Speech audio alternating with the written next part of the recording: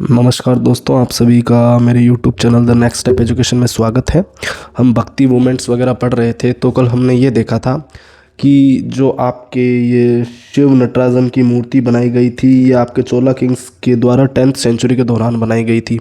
अच्छा, तेवरम के अंदर एक महत्वपूर्ण कहानी निकल के आती है, जो है तिरुपुरंतका की कहानी। ये बस इतना ध्यान में रखना है कि ये स्टोरी कौन से आपके कंपिलेशन में मिलेगी, वो थी तेवरम। ठीक है, आज हम देखेंगे कि 945 बीसी के अराउंड कुछ ऐसे इंस्क्रिप्शन भी मिले हैं, जिसके अंदर जो आपके चोल साम्राज्य के जो राजा थे, चोला रूलर थे, परंतका फर्स्ट, उन्होंने तीन जो आपके नयनार थे, इनकी मेटल इमेजेस बनाई, कह सकते हैं हम आइडियल्स बनाए, और शिव मंदिर के अंदर इनकी पूजा भी होती थी, जैसे अपार, समंदार और सुंदरार की। ठीक है, और इसके अलावा अपन को ये भी देखने को मिलेगा कि जो चोला रूलर थे, इन्होंने काफ़ी ज़्यादा ब्राह्मिकल और वैदिक ट्रेडिशंस को मतलब बहुत ज़्यादा सपोर्ट किया था, और इनका कुछ ना कुछ रीज़न है जो हम आगे भी डिस्कस करेंगे। इन्होंने अपनी ज़मीनें दान में दी, उनके लिए मंदिर बनाए, मतलब, और ऐसी बात नहीं थी सिर्फ नयनार के लिए करा, इन्होंने अलवार्स के लिए भी बहुत कुछ किया था।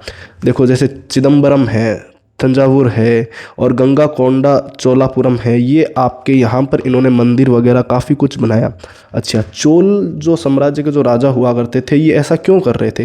देखो, भक्ति जो सेंट्स थे, यानी कि भक्ति आंदोलन के अंदर जो आपके संत महात्मा लोग थे, वो आम जनता के अंदर काफ़ी ज़्यादा चर्चित रहते थे, और चर्चा में रहने के कारण, और रूलर भी ये चाहता था कि कहीं ना कहीं हम भक्ति मूवमेंट्स का सपोर्ट हासिल करें। और बाद में जब इनका सपोर्ट मिलता था, क्योंकि राजा बराबर आपके इनके जो संत वगैरह होते थे, इनके सपोर्ट में काम करते थे, इनके लिए काफ़ी मतलब कि सोशल वेलफेयर का भी काम करते थे, तो ये राजा भी इनके बीच में काफ़ी पॉपुलर हुए। और भक्ति आंदोलन ने कहीं ना कहीं ऐसा बोला था कि जो चोल किंग है, यानी कि जो चोल साम्राज्य के अंदर जितने भी राजा हैं, उनको ईश्वर की मतलब डिवाइन सपोर्ट मिल रखा है, और इसके कारण उनकी पावर और स्टेटस के अंदर काफ़ी ज़्यादा एनहांसमेंट देखने को मिलती। तो यही मेन रीज़न था कि जो आपके चोला रूलर्स थे, इन्होंने नयनार्स और अलवार्स, इन सब के लिए, ब्राह्मिकल एंड वेद भक्ति ट्रेडिशंस के लिए काफ़ी कुछ अपने लेवल पे इन्होंने किया है। देखिए, हमने अभी तक ये कवर कर चुके हैं। अब जो नेक्स्ट है, जो आपके नयनार हैं, वो कराईकल अमैयार है। ये देखो, टोटल 63 नयनार थे, आपके संत थे, जिनमें से 3 महिला थी और 60 पुरुष थे। तो इन 3 महिला नयनार संतों में से एक जो सबसे फेमस थी, जिनका नाम था कराईकल अमैयार, ये काफ़ी ज़्यादा चर्चित थी और फेमस थी। देखो, इनको रिवर्ड मदर ऑफ कराईकल भी बोला जाता था, और ये इन 63 में से जो 3 महिलाएं संत थी, उनमें से काफ़ी ज़्यादा फेमस थी, और बहुत ही ज़्यादा इन्होंने योगदान दिया तमिल लिटरेचर के अंदर। ठीक है, और उनकी जो कंपोजिशंस होती थी, वो बेसिकली आपके पैट्रियार्कल सोसाइटी, यानी कि जो पैट्रियार्कल नॉर्म्स थे, उनके ऊपर बेस्ड थी। यानी कि जो आपके समाज था, वो कहीं ना कहीं उस वक्त पितरात्मक समाज था, और ये कहीं ना कहीं मैट्रियार्कल नॉर्म्स की बातें करती थी। ठीक है, इसके आगे जो अपने नेक्स्ट जो नयनार संत मिलते हैं, जिनका नाम था मणि कवचक्कर। ये जो आपके मणि कवचक्कर थे, ये आपके 63 नयनार में नहीं शामिल होते थे, इनको काउंट नहीं किया जाता था।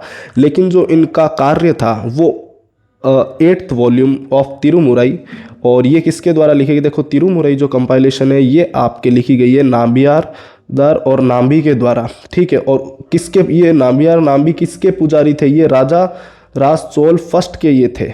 ठीक है, तो ये सारा कहीं ना कहीं आप जो नयनार हैं, आपके सिलेबस के अंदर, एनसीईआरटी के अंदर इनके बारे में डिस्कशन दे रखा है।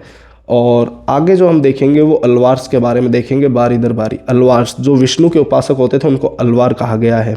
देखिए, अलवार ने जितने भी 12 अलवार थे, उन्होंने मिल के तकरीबन 4000 से भी ज़्यादा पवित्र तमिल ग्रंथों की रचना की है, और जो कि सारी की सारी ओरल थी, सबकी सब क्या थी? ओरल थी।